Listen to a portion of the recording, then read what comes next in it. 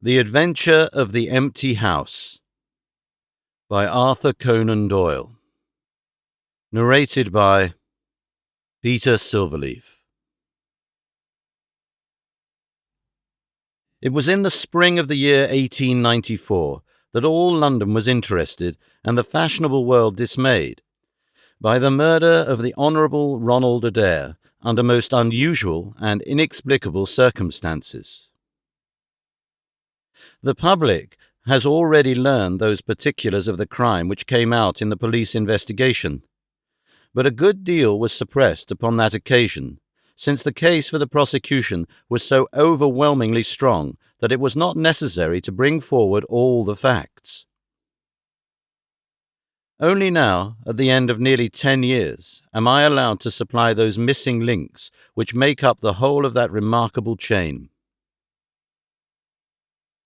The crime was of interest in itself, but that interest was as nothing to me compared to the inconceivable sequel which afforded me the greatest shock and surprise of any event in my adventurous life. Even now, after this long interval, I find myself thrilling as I think of it, and feeling once more that sudden flood of joy, amazement, and incredulity which utterly submerged my mind. Let me say to that public which has shown some interest in those glimpses which I have occasionally given them of the thoughts and actions of a very remarkable man, that they are not to blame me if I have not shared my knowledge with them, for I should have considered it my first duty to do so, had I not been barred by a positive prohibition from his own lips, which was only withdrawn upon the 3rd of last month. It can be imagined that my close intimacy with Sherlock Holmes had interested me deeply in crime, and that after his disappearance I never failed to read with care the various problems which came before the public. And I even attempted more than once for my own private satisfaction to employ his methods in their solution, though with indifferent success. There was none, however, which appealed to me like this tragedy of Ronald Adair. As I read the evidence at the inquest, which led up to a verdict of wilful murder against some person or persons unknown, I realized more clearly than I had ever done the loss which the community had sustained by the death of Sherlock Holmes. There were points about this strange business which would, I was sure, have specially appealed to him, and the efforts of the police would have been supplemented, or more probably anticipated, by the trained observation and the alert mind of the first criminal agent in Europe. All day, as I drove upon my round, I turned over the case in my mind and found no explanation which appeared to me to be adequate. At the risk of telling a twice-told tale, I will recapitulate the facts as they were known to the public at the conclusion of the inquest. The Honourable Ronald Adair was the second son of the Earl of Maynooth, at that time governor of one of the Australian colonies. Adair's mother had returned from Australia to undergo the operation for cataract, and she, her son Ronald, and her daughter Hilda were living together at 427 Park Lane. The youth moved in the best society, had, so far as was known, no enemies and no particular vices. He had been engaged to Miss Edith Woodley of Carstairs, but the engagement had been broken off by mutual consent some months before, and there was no sign that it had left any profound feeling behind it. For the rest, the man's life moved in a narrow and conventional circle, for his habits were quiet and his nature unemotional. Yet it was upon this easy-going young aristocrat that death came, in most strange and unexpected form, between the hours of 10 and 11:30 on the night of March the 30th, 1894. Ronald Adair was fond of cards, playing continually but never for such stakes as would hurt him. He was a member of the Baldwin, the Cavendish, and the Bagatelle card clubs. It was shown that, after dinner on the day of his death, he had played a rubber of whist at the latter club. He had also played there in the afternoon. The evidence of those who had played with him, Mr. Murray, Sir John Hardy, and Colonel Moran, showed that the game was whist, and that there was a fairly equal fall of the cards. Adair might have lost £5, but not more. His fortune was a considerable one, and such a loss could not in any way affect him. He played nearly every day at one club or the other, but he was a cautious player and usually rose a winner. It came out in the evidence that, in partnership with Colonel Moran, he had actually won as much as £420 in a sitting, some weeks before, from Godfrey Milner and Lord Balmoral. So much for his recent history, as it came out at the inquest. On the evening of the crime, he returned from the club exactly at 10. His mother and sister were out spending the evening with a relation. The servant deposed that she heard him enter the front room on the second floor, generally used as his sitting room. She had lit a fire there, and as it smoked she had opened the window. No sound was heard from the room until 11:30, the hour of the return of Lady Maynooth and her daughter. Desiring to say good night, she attempted to enter her son's room. The door was locked on the inside, and no answer could be got to their cries and knocking. Help was obtained and the door forced. The unfortunate young man was found lying near the table. His head had been horribly mutilated by an expanding revolver bullet, but no weapon of any sort was to be found in the room. On the table lay 2 banknotes for £10 each and £17.10 in silver and gold, the money arranged in little piles of varying amount. There were some figures also upon a sheet of paper with the names of some club friends opposite to them, from which it was conjectured that before his death he was endeavouring to make out his losses or winnings at cards. A minute examination of the circumstances served only to make the case more complex. In the first place, no reason could be given why the young man should have fastened the door upon the inside. There was the possibility that the murderer had done this, and had afterwards escaped by the window. The drop was at least 20 feet, however, and a bed of crocuses in full bloom lay beneath. Neither the flowers nor the earth showed any sign of having been disturbed, nor were there any marks upon the narrow strip of grass which separated the house from the road. Apparently, therefore, it was the young man himself who had fastened the door. But how did he come by his death? No one could have climbed up to the window without leaving traces. Suppose a man had fired through the window, he would indeed be a remarkable shot who could, with a revolver, inflict so deadly a wound. Again, Park Lane is a frequented thoroughfare. There is a cab stand within 100 yards of the house. No one had heard a shot, and yet there was the dead man and there the revolver bullet, which had mushroomed out, as soft-nosed bullets will, and so inflicted a wound which must have caused instantaneous death. Such were the circumstances of the Park Lane mystery, which were further complicated by entire absence of motive, since, as I have said, young Adair was not known to have any enemy, and no attempt had been made to remove the money or valuables in the room. All day, as I turned these facts over in my mind, endeavouring to hit upon some theory which could reconcile them all, and to find that line of least resistance which my poor friend had declared to be the starting point of every investigation, I confess that I made little progress. In the evening I strolled across the park and found myself about 6 o'clock at the Oxford Street end of Park Lane. A group of loafers upon the pavements, all staring up at a particular window, directed me to the house which I had come to see. A tall, thin man with coloured glasses, whom I strongly suspected of being a plain-clothes detective, was pointing out some theory of his own, while the others crowded round him to listen to what he said. I got as near as him as I could, but his observations seemed to me to be absurd, so I withdrew again in some disgust. As I did so, I struck against an elderly, deformed man who had been behind me, and I knocked down several books which he was carrying. I remember that as I picked him up, I observed the title of one of them, The Origin of Tree Worship, and it struck me that the fellow must be some poor bibliophile who, either as a trade or as a hobby, was a collector of obscure volumes. I endeavoured to apologize for the accident, but it was evident that these books which I had so unfortunately maltreated were very precious objects in the eyes of their owner.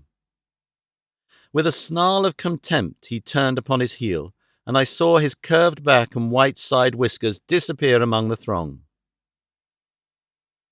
My observations of number 427 Park Lane did little to clear up the problem in which I was interested. The house was separated from the street by a low wall and railing, the whole not more than 5 feet high. It was perfectly easy, therefore, for anyone to get into the garden, but the window was entirely inaccessible, since there was no water pipe or anything which could help the most active man to climb it. More puzzled than ever, I retraced my steps to Kensington. I had not been in my study 5 minutes when the maid entered to say that a person desired to see me. To my astonishment, it was none other than my strange old book collector, his sharp, wizened face peering out from a frame of white hair, and his precious volumes, a dozen of them at least, wedged under his right arm. "You're surprised to see me, sir," said he in a strange, croaking voice. I acknowledged that I was.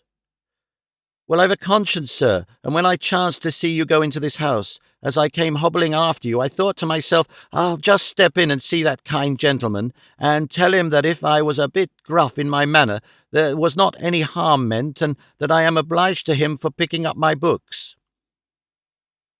"You make too much of a trifle," said I. "May I ask how you knew who I was?" "Well, sir, if it isn't too great a liberty, I am a neighbour of yours, for you'll find my little bookshop at the corner of Church Street, and I'm very happy to see you, I'm sure. Maybe you collect yourself, sir. Here's British Birds and Catullus and the Holy War, a bargain, every one of them. With 5 volumes, you could just fill the gap on that second shelf. It looks untidy, does it not, sir?" I moved my head to look at the cabinet behind me. When I turned again, Sherlock Holmes was standing smiling at me across my study table. I rose to my feet, stared at him for some seconds in utter amazement, and then it appears that I must have fainted for the first and the last time in my life. Certainly a grey mist swirled before my eyes, and when it cleared I found my collar ends undone and the tingling aftertaste of brandy upon my lips. "My dear Watson," said the well-remembered voice, "I owe you 1,000 apologies. I had no idea that you would be so affected." I gripped him by the arms. "Holmes," I cried, "is it really you? Can it indeed be that you are alive? Is it possible that you succeeded in climbing out of that awful abyss?" "Wait a moment," said he. "Are you sure you are really fit to discuss things? I have given you a serious shock by my unnecessarily dramatic reappearance." "I am all right, but indeed, Holmes, I can hardly believe my eyes. Good heavens! To think that you of all men, should be standing in my study." Again I gripped him by the sleeve and felt the thin, sinewy arm beneath it. "Well, you are not a spirit, anyhow," said I. "My dear chap, I am overjoyed to see you. Sit down and tell me how you came alive out of that dreadful chasm." He sat opposite me and lit a cigarette in his old nonchalant manner. He was dressed in the seedy frock-coat of the book merchant, but the rest of that individual lay in a pile of white hair and old books upon the table. Holmes looked even thinner and keener than of old, but there was a dead-white tinge in his aquiline face which told me that his life recently had not been a healthy one. "I'm glad to stretch myself, Watson," said he. "It is no joke when a tall man has to take a foot off his stature for several hours on end.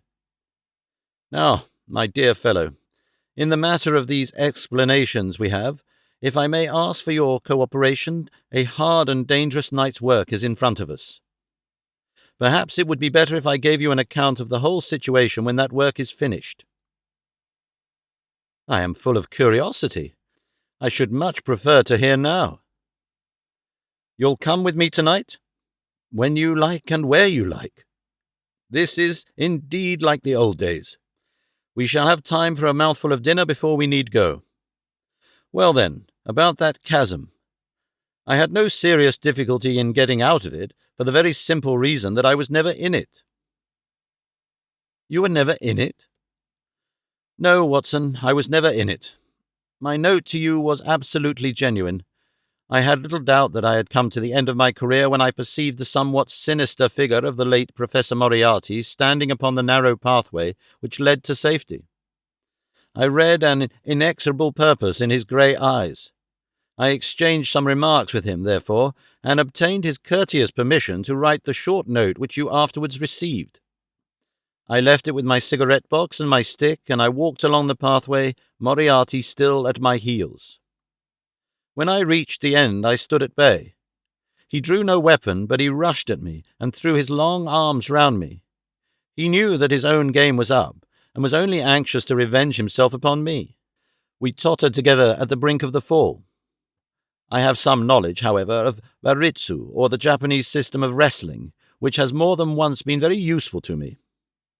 I slipped through his grip, and he, with a horrible scream, kicked madly for a few seconds, and then clawed the air with both his hands. But for all his efforts he could not get his balance, and over he went. With my face over the brink, I saw him fall for a long way. Then he struck a rock, bounded off, and splashed into the water. I listened with amazement to this explanation, which Holmes delivered between the puffs of his cigarette. "But the tracks," I cried. "I saw with my own eyes that 2 went down the path and none returned." "It came about in this way. The instant that the professor had disappeared, it struck me what a really extraordinarily lucky chance fate had placed in my way. I knew that Moriarty was not the only man who had sworn my death. There were at least 3 others whose desire for vengeance upon me would only be increased by the death of their leader. They were all most dangerous men. One or other would certainly get me. On the other hand, if all the world was convinced that I was dead, they would take liberties, these men. They would soon lay themselves open, and sooner or later I could destroy them. Then it would be time for me to announce that I was still in the land of the living. So rapidly does the brain act that I believe I had thought all this out before Professor Moriarty had reached the bottom of the Reichenbach Fall. I stood up and examined the rocky wall behind me. In your picturesque account of the matter, which I read with great interest some months later, you assert that the wall was sheer. That was not literally true. A few small footholds presented themselves, and there was some indication of a ledge. The cliff is so high that to climb it was all an obvious impossibility, and it was equally impossible to make my way along the wet path without leaving some tracks. I might, it is true, have reversed my boots, as I have done on similar occasions, but the sight of 3 sets of tracks in one direction would certainly have suggested a deception. On the whole, then, it was best that I should risk the climb. It was not a pleasant business, Watson. The fall roared beneath me. I am not a fanciful person, but I give you my word that I seemed to hear Moriarty's voice screaming at me out of the abyss. A mistake would have been fatal. More than once, as tufts of grass came out in my hand or my foot slipped in the wet notches of the rock, I thought that I was gone. But I struggled upward, and at last I reached a ledge several feet deep and covered with soft green moss, where I could lie unseen in the most perfect comfort. There I was stretched when you, my dear Watson, and all your following were investigating in the most sympathetic and inefficient manner the circumstances of my death. At last, when you had all formed your inevitable and totally erroneous conclusions, you departed for the hotel, and I was left alone. I had imagined that I had reached the end of my adventures, but a very unexpected occurrence showed me that there were surprises still in store for me. A huge rock, falling from above, boomed past me, struck the path, and bounded over into the chasm. For an instant I thought that it was an accident, but a moment later, looking up, I saw a man's head against the darkening sky, and another stone struck the very ledge upon which I was stretched, within a foot of my head. Of course the meaning of this was obvious. Moriarty had not been alone. A confederate, and even that one glance had told me how dangerous a man that confederate was, had kept guard while the professor had attacked me. From a distance, unseen by me, he had been a witness of his friend's death and of my escape. He had waited, and then making his way round to the top of the cliff, he had endeavoured to succeed where his comrade had failed. I did not take long to think about it, Watson. Again I saw that grim face look over the cliff, and I knew that it was the precursor of another stone. I scrambled down onto the path. I don't think I could have done it in cold blood. It was 100 times more difficult than getting up. But I had no time to think of the danger, for another stone sang past me as I hung by my hands from the edge of the ledge. Halfway down I slipped, but by the blessing of God I landed torn and bleeding upon the path. I took to my heels, did 10 miles over the mountains in the darkness, and a week later I found myself in Florence, with the certainty that no one in the world knew what had become of me. I had only one confidant, my brother Mycroft. I owe you many apologies, my dear Watson, but it was all important that it should be thought that I was dead, and it was quite certain that you would not have written so convincing an account of my unhappy end had you not yourself thought that it was true. Several times during the last 3 years I have taken up my pen to write to you, but always I feared lest your affectionate regard for me should tempt you to some indiscretion which would betray my secret. For that reason I turned away from you this evening when you upset my books, for I was in danger at the time, and any show of surprise and emotion upon your part might have drawn attention to my identity, and led to the most deplorable and irreparable results. As to Mycroft, I had to confide in him in order to obtain the money which I needed. The course of events in London did not run so well as I had hoped, for the trial of the Moriarty gang left 2 of its most dangerous members, my own most vindictive enemies, at liberty. I travelled for 2 years in Tibet, therefore, and amused myself by visiting Lhasa and spending some days with the head lama. You may have read of the remarkable explorations of a Norwegian named Sigerson, but I am sure that it never occurred to you that you were receiving news of your friend. I then passed through Persia, looked in at Mecca, and paid a short but interesting visit to the Khalifa at Khartoum, the results of which I have communicated to the Foreign Office. Returning to France, I spent some months in a research into the coal tar derivatives, which I conducted in a laboratory at Montpellier in the south of France. Having concluded this to my satisfaction, and learning that only one of my enemies was now left in London, I was about to return when my movements were hastened by the news of this very remarkable Park Lane mystery, which not only appealed to me by its own merits, but which seemed to offer some most peculiar personal opportunities. I came over at once to London, called in my own person at Baker Street, threw Mrs. Hudson into violent hysterics, and found that Mycroft had preserved my rooms and my papers exactly as they'd always been. So it was, my dear Watson, that at 2 o'clock today I found myself in my old armchair, in my old room, and only wishing that I could have seen my old friend Watson in the other chair which he has so often adorned. Such was the remarkable narrative to which I listened on that April evening, a narrative which would have been utterly incredible to me had it not been confirmed by the actual sight of the tall, spare figure and the keen, eager face which I had never thought to see again. In some manner he had learned of my own sad bereavement, and his sympathy was shown in his manner rather than in his words. "Work is the best antidote to sorrow, my dear Watson," said he, "and I have a piece of work for us both tonight which, if we can bring it to a successful conclusion, will in itself justify a man's life on this planet." In vain I begged him to tell me more. "You will hear and see enough before morning," he answered. "We have 3 years of the past to discuss. Let that suffice until 9:30, when we start upon the notable adventure of the empty house."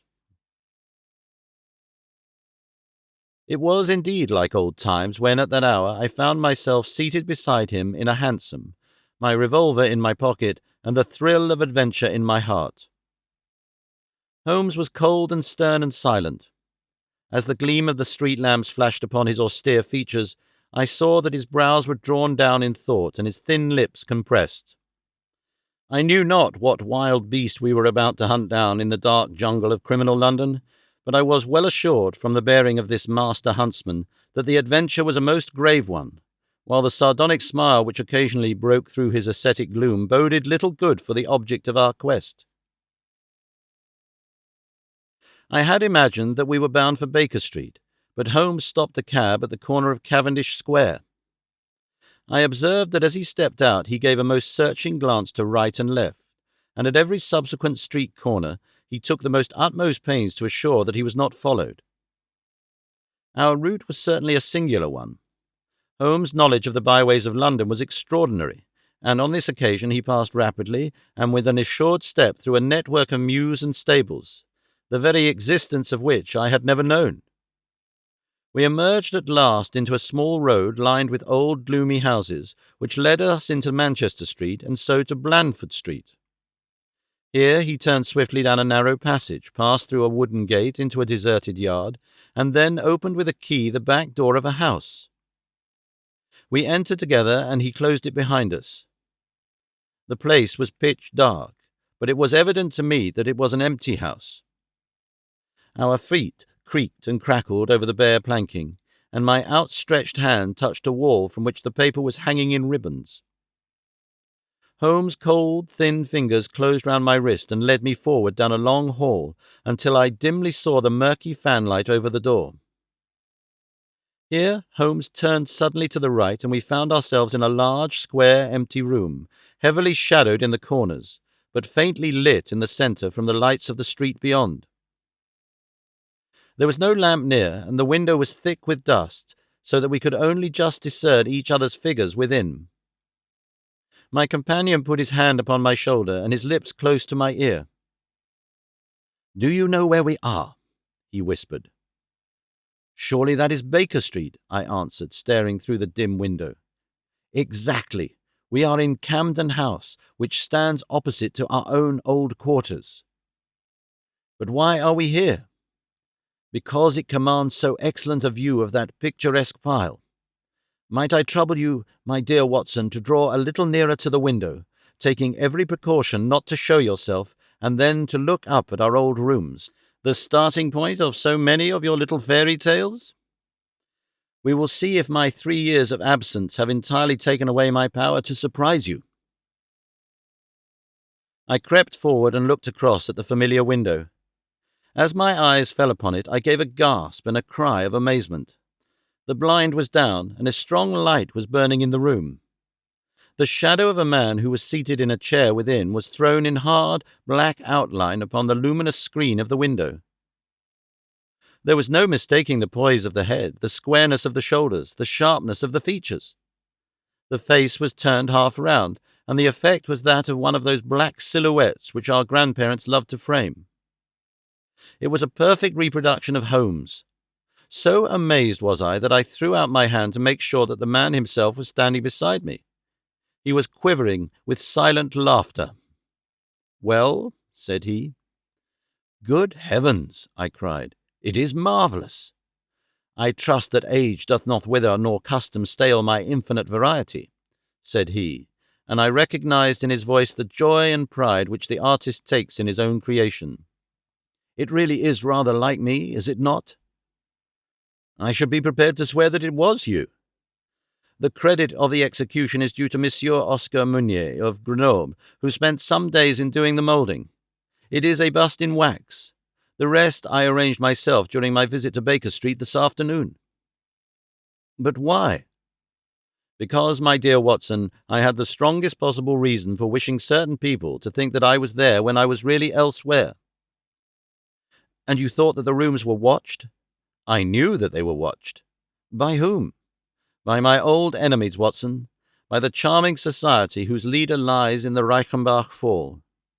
You must remember that they knew, and only they knew, that I was still alive. Sooner or later they believed that I should come back to my rooms. They watched them continuously, and this morning they saw me arrive." "How do you know?" "Because I recognized their sentinel when I glanced out of my window. He is a harmless enough fellow, Parker by name, a garrotter by trade, and a remarkable performer upon the Jew's harp. I cared nothing for him, but I cared a great deal for the much more formidable person who was behind him, the bosom friend of Moriarty, the man who dropped the rocks over the cliff, the most cunning and dangerous criminal in London. That is the man who is after me tonight, Watson, and that is the man who is quite unaware that we are after him." My friend's plans were gradually revealing themselves. From this convenient retreat the watchers were being watched and the trackers tracked. That angular shadow up yonder was the bait, and we were the hunters. In silence we stood together in the darkness and watched the hurrying figures who passed and repassed in front of us. Holmes was silent and motionless, but I could tell that he was keenly alert, and that his eyes were fixed intently upon the stream of passers-by. It was a bleak and boisterous night, and the wind whistled shrilly down the long street. Many people were moving to and fro, most of them muffled in their coats and cravats. Once or twice it seemed to me that I had seen the same figure before, and I especially noticed two men who appeared to be sheltering themselves from the wind in the doorway of a house some distance up the street. I tried to draw my companion's attention to them, but he gave a little ejaculation of impatience and continued to stare into the street. More than once he fidgeted with his feet and tapped rapidly with his fingers upon the wall. It was evident to me that he was becoming uneasy, and that his plans were not working out altogether as he had hoped. At last, as midnight approached and the street gradually cleared, he paced up and down the room in uncontrollable agitation. I was about to make some remark to him when I raised my eyes to the lighted window and again experienced almost as great a surprise as before. I clutched Holmes' arm and pointed upward. "The shadow has moved," I cried. It was indeed no longer the profile, but the back, which was turned towards us. 3 years had certainly not smoothed the asperities of his temper or his impatience with a less active intelligence than his own. "Of course it has moved," said he. "Am I such a farcical bungler, Watson, that I should erect an obvious dummy and expect that some of the sharpest men in Europe would be deceived by it? We have been in this room 2 hours, and Mrs. Hudson has made some change in that figure 8 times, or once in every quarter of an hour. She works it from the front so that her shadow may never be seen. Ah!" He drew in his breath with a shrill, excited intake. In the dim light I saw his head thrown forward, his whole attitude rigid with attention. Outside the street was absolutely deserted. Those 2 men might still be crouching in the doorway, but I could no longer see them. All was still and dark, save only that brilliant yellow screen in front of us with the black figure outlined upon its centre. Again in the utter silence I heard that thin, sibilant note which spoke of intense, suppressed excitement. An instant later he pulled me back into the blackest corner of the room, and I felt his warning hand upon my lips. The fingers which clutched me were quivering. Never had I known my friend more moved, and yet the dark street still stretched lonely and motionless before us. But suddenly I was aware of that which his keener senses had already distinguished. A low, stealthy sound came to my ears, not from the direction of Baker Street, but from the back of the very house in which we lay concealed. A door opened and shut. An instant later, steps crept up the passage, steps which were meant to be silent, but which reverberated harshly through the empty house. Holmes crouched back against the wall, and I did the same, my hand closing upon the handle of my revolver. Peering through the gloom, I saw the vague outline of a man, a shade blacker than the blackness of the open door. He stood for an instant, and then he crept forward, crouching, menacing, into the room. He was within 3 yards of us, this sinister figure, and I had braced myself to meet his spring before I realized that he had no idea of our presence. He passed close beside us, stole over to the window, and very softly and noiselessly raised it for half a foot. As he sank to the level of this opening, the light of the street, no longer dimmed by the dusty glass, fell full upon his face. The man seemed to be beside himself with excitement. His 2 eyes shone like stars, and his features were working convulsively. He was an elderly man with a thin, projecting nose, a high, bald forehead, and a huge, grizzled moustache. An opera hat was pushed to the back of his head, and an evening dress shirt front gleamed out through his open overcoat.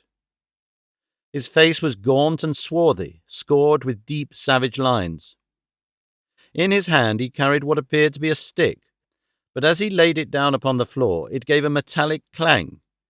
Then, from the pocket of his overcoat, he drew a bulky object, and he busied himself in some task which ended with a loud, sharp click, as if a spring or bolt had fallen into its place. Still kneeling upon the floor, he bent forward and threw all his weight and strength upon some lever, with the result that there came a long, whirling, grinding noise, ending once more in a powerful click. He straightened himself then, and I saw that what he held in his hand was a sort of gun, with a curiously misshapen butt. He opened it at the breech, put something in, and snapped the breech lock. Then, crouching down, he rested the end of the barrel upon the ledge of the open window, and I saw his long moustache droop over the stock, and his eye gleam as it peered along the sights. I heard a little sigh of satisfaction as he cuddled the butt into his shoulder, and saw that amazing target, the black man on the yellow ground, standing clear at the end of his foresight. For an instant he was rigid and motionless. Then his finger tightened on the trigger. There was a strange, loud whiz and a long, silvery tinkle of broken glass. At that instant Holmes sprang like a tiger onto the marksman's back and hurled him flat upon his face. He was up again in a moment, and with convulsive strength he seized Holmes by the throat, but I struck him on the head with the butt of my revolver, and he dropped again upon the floor. I fell upon him, and as I held him, my comrade blew a shrill call upon a whistle. There was the clatter of running feet upon the pavement, and 2 policemen in uniform, with one plain-clothed detective, rushed through the front entrance and into the room. "That you, Lestrade?" said Holmes. "Yes, Mr. Holmes, I took the job myself. It's good to see you back in London, sir. I think you want a little unofficial help. 3 undetected murders in 1 year won't do, Lestrade. But you handled the Molesey mystery with less than your usual, that's to say, you handled it fairly well." We had all risen to our feet, our prisoner breathing hard with a stalwart constable on each side of him. Already a few loiterers had begun to collect in the street. Holmes stepped up to the window, closed it, and dropped the blinds. Lestrade had produced 2 candles, and the policemen had uncovered their lanterns. I was able at last to have a good look at our prisoner. It was a tremendously virile and yet sinister face, which was turned towards us.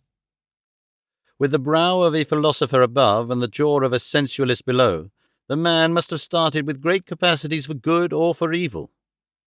But one could not look upon his cruel blue eyes, with their drooping cynical lids, or upon the fierce aggressive nose and the threatening deep-lined brow without reading nature's plainest danger signals.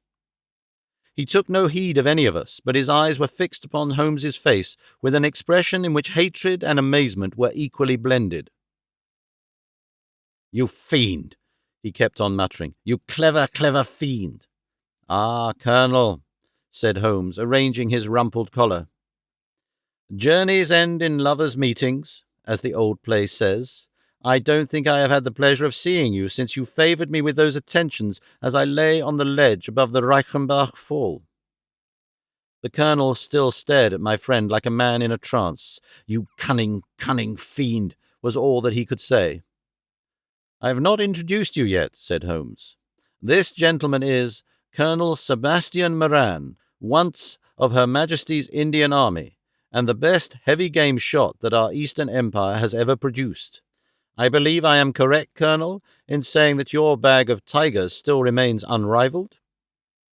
The fierce old man said nothing, but still glared at my companion with his savage eyes and bristling moustache. He was wonderfully like a tiger himself. "I wonder that my very simple stratagem could deceive so old a shikari," said Holmes. "It must be very familiar to you.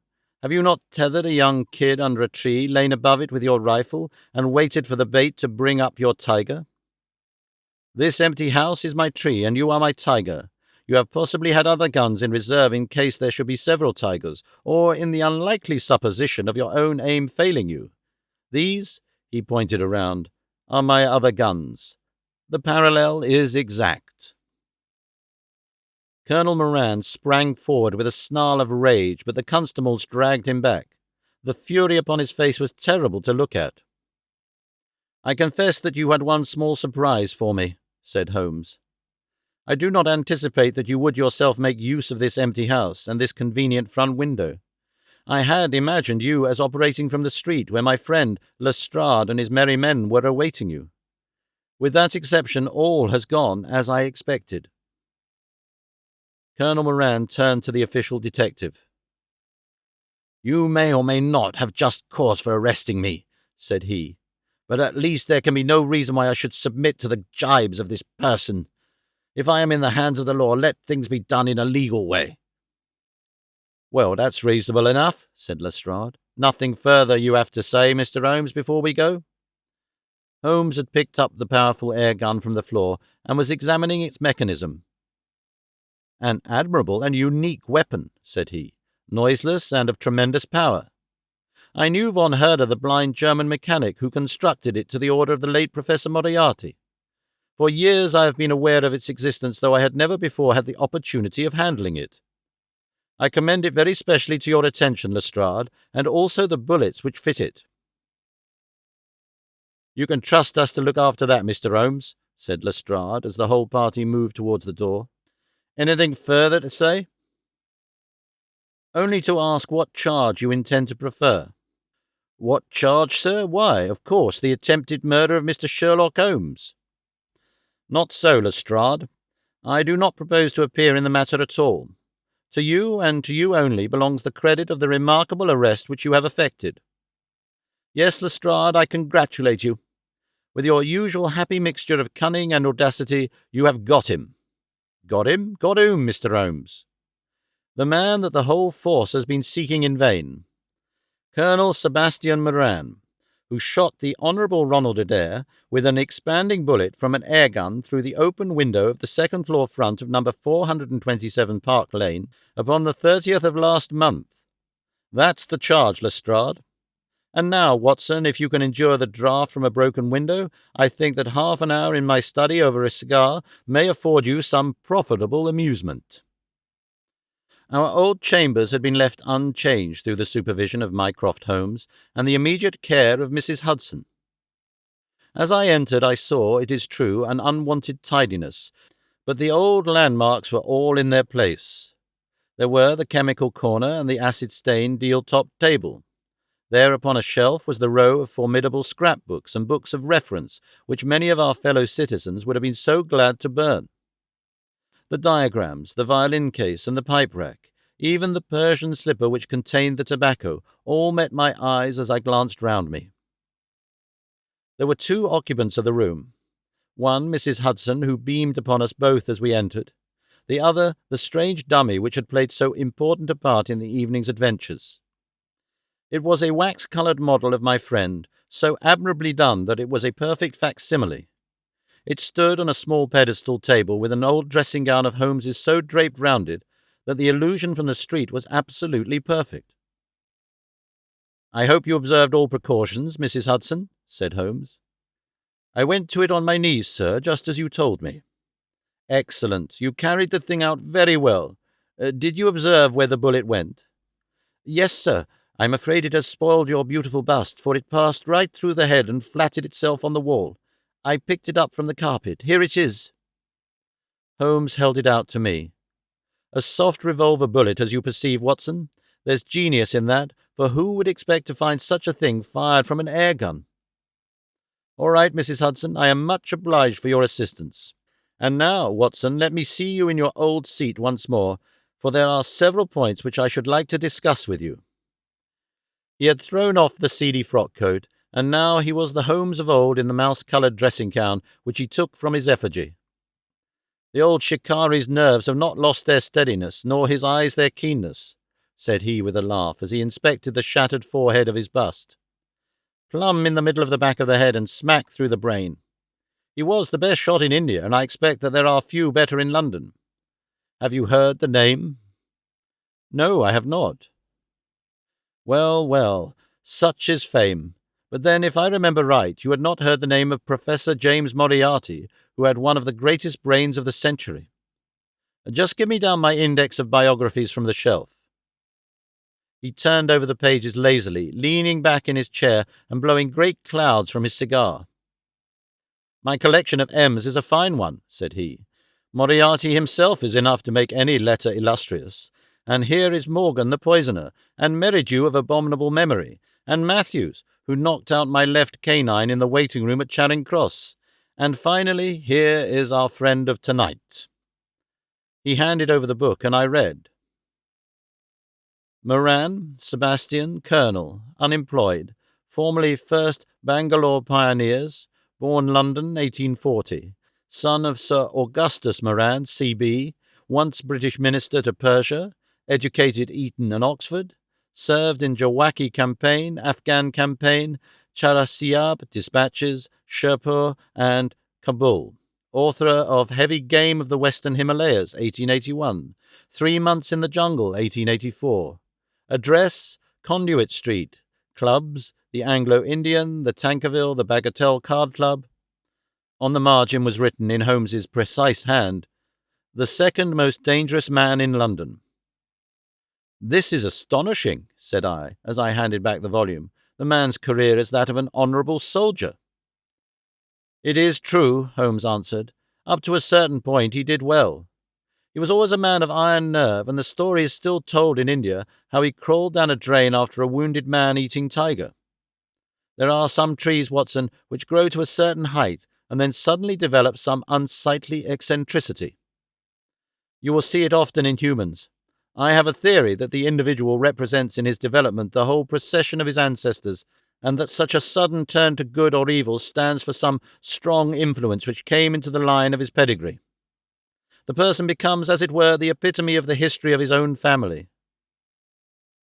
"It is surely rather fanciful." "Well, I don't insist upon it. Whatever the cause, Colonel Moran began to go wrong. Without any open scandal, he still made India too hot to hold him.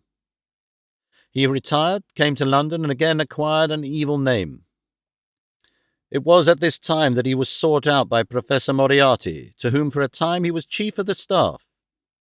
Moriarty supplied him liberally with money and used him only in 1 or 2 very high-class jobs, which no ordinary criminal could have undertaken. You may have some recollection of the death of Mrs. Stewart of Lauder in 1887? Not? Well, I am sure Moran was at the bottom of it, but nothing could be proved. So cleverly was the colonel concealed that, even when the Moriarty gang was broken up, we could not incriminate him. You remember at that date, when I called upon you in your rooms, how I put up the shutters for fear of air guns? No doubt you thought me fanciful. I knew exactly what I was doing, for I knew of the existence of this remarkable gun, and I knew also that one of the best shots in the world would be behind it. When we were in Switzerland, he followed us with Moriarty, and it was undoubtedly he who gave me that evil 5 minutes on the Reichenbach ledge. You may think that I read the papers with some attention during my sojourn in France, on the lookout for any chance of laying him by the heels. So long as he was free in London, my life would really not have been worth living. Night and day the shadow would have been over me, and sooner or later his chance must have come. What could I do? I could not shoot him at sight, or I should myself be in the dock. There was no use appealing to a magistrate. They cannot interfere on the strength of what would appear to them to be a wild suspicion. So I could do nothing, but I watched the criminal news, knowing that sooner or later I should get him. Then came the death of this Ronald Adair. My chance had come at last. Knowing what I did, was it not certain that Colonel Moran had done it? He had played cards with the lad, he had followed him home from the club, he had shot him through the open window. There was no doubt of it. The bullets alone are enough to put his head in a noose. I came over at once. I was seen by the sentinel, who would, I knew, direct the colonel's attention to my presence. He could not fail to connect my sudden return with his crime, and to be terribly alarmed. I was sure that he would make an attempt to get me out of the way at once, and would bring round his murderous weapon for that purpose. I left him an excellent mark in the window, and, having warned the police that they might be needed, by the way, Watson, you spotted their presence in that doorway with unerring accuracy, I took up what seemed to me to be a judicious post for observation, never dreaming that he would choose the same spot for his attack. Now, my dear Watson, does anything remain for me to explain? Yes, said I. You have not made it clear what was Colonel Moran's motive in murdering the Honourable Ronald Adair. Ah, my dear Watson, there we have come into those realms of conjecture where the most logical mind may be at fault. Each may form his own hypothesis upon the present evidence, and yours is as likely to be correct as mine. You have formed one, then? I think that it is not difficult to explain the facts. It came out in evidence that Colonel Moran and young Adair had, between them, won a considerable amount of money. Now, Moran undoubtedly played foul. Of that I have long been aware. I believe that on the day of the murder Adair had discovered that Moran was cheating. Very likely he had spoken to him privately, and had threatened to expose him unless he voluntarily resigned his membership of the club, and promised not to play cards again. It is unlikely that a youngster like Adair would at once make a hideous scandal by exposing a well-known man so much older than himself. Probably he acted as I suggest. The exclusion from his clubs would mean ruin to Moran, who lived by his ill-gotten card gains. He therefore murdered Adair, who at the time was endeavouring to work out how much money he should himself return, since he could not profit by his partner's foul play. He locked the door lest the ladies should surprise him and insist upon knowing what he was doing with the names and coins. Will it pass? I have no doubt that you have hit upon the truth. It will be verified or disproved at the trial. Meanwhile, come what may, Colonel Moran will trouble us no more. The famous Airgunner von Herder will embellish the Scotland Yard Museum, and once again Mr. Sherlock Holmes is free to devote his life to examining those interesting little problems which the complex life of London so plentifully presents.